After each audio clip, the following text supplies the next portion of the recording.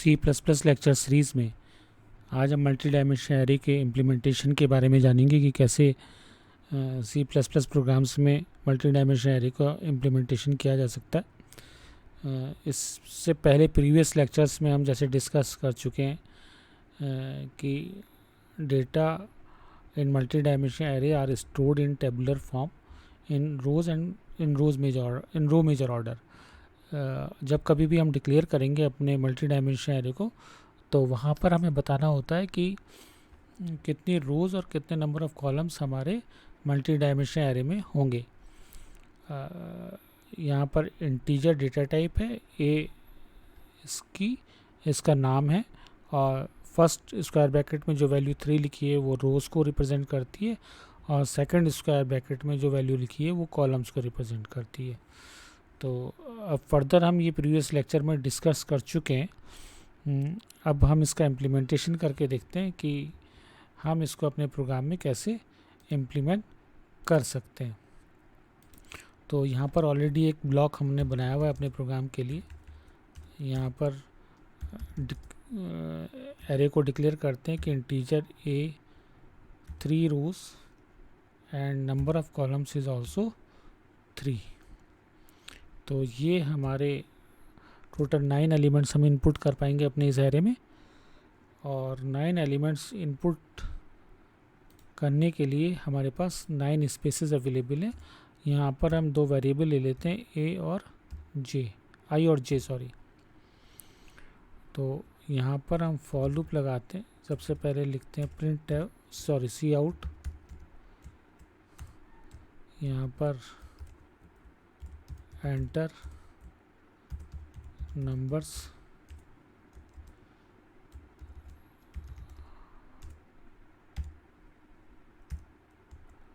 और फिर for loop आई को इनिशलाइज करते हैं 0, I should be less than और इक्वल्स टू 2 और फर्दर आई इंक्रीमेंट बाय 1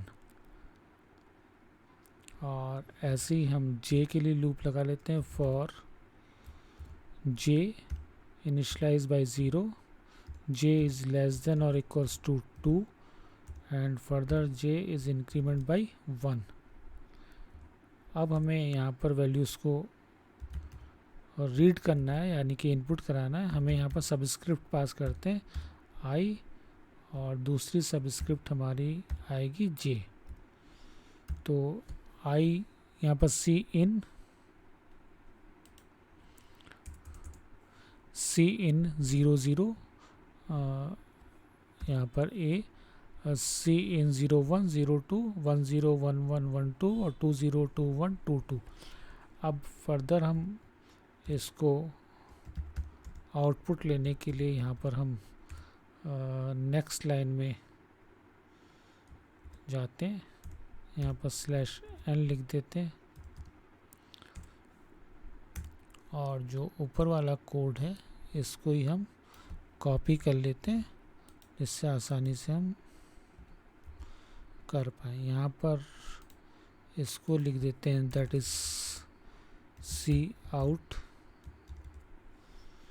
हमने यहाँ पर ए आई जे पास कर दिया और इसको प्रॉपर मैट्रिक्स फॉर्मेट में लाने के लिए फर्स्ट लाइन प्रिंट करने के बाद हम नई लाइन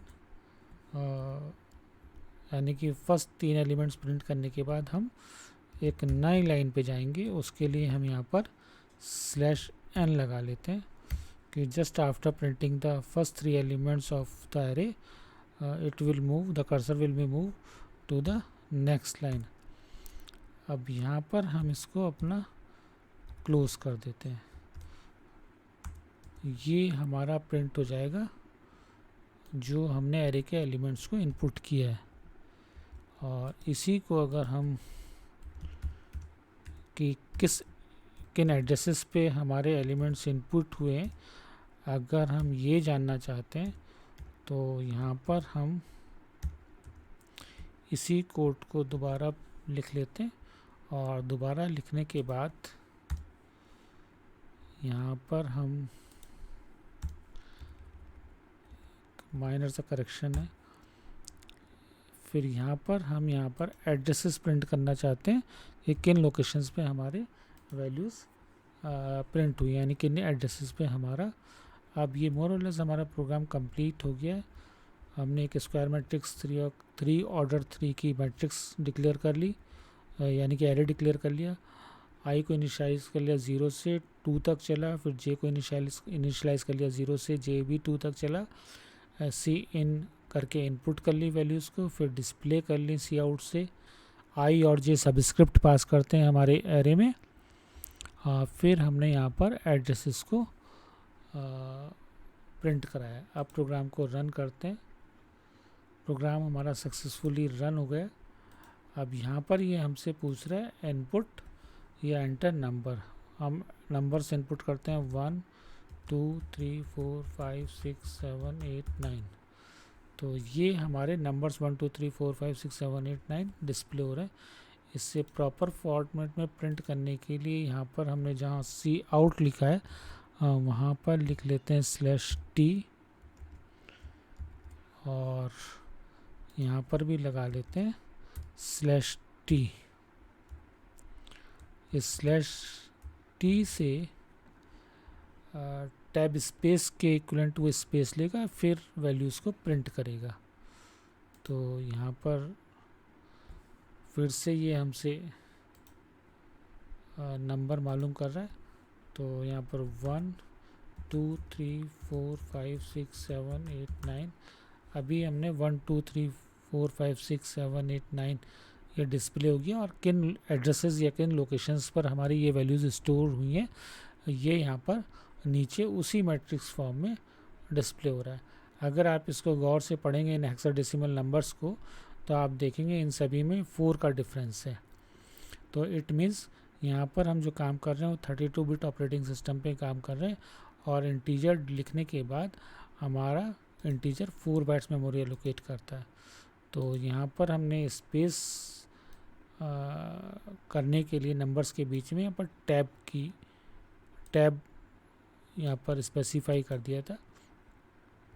तो ये हमारा मल्टी डायमेंशनल एरे के एलिमेंट्स को कैसे हम इनपुट कर सकते हैं, कैसे हम एरे के एलिमेंट को डिस्प्ले कर सकते हैं, और कैसे हम ये जान सकते हैं कि हमारे एलिमेंट्स किन एड्रेसेस पर स्टोर हुए हैं।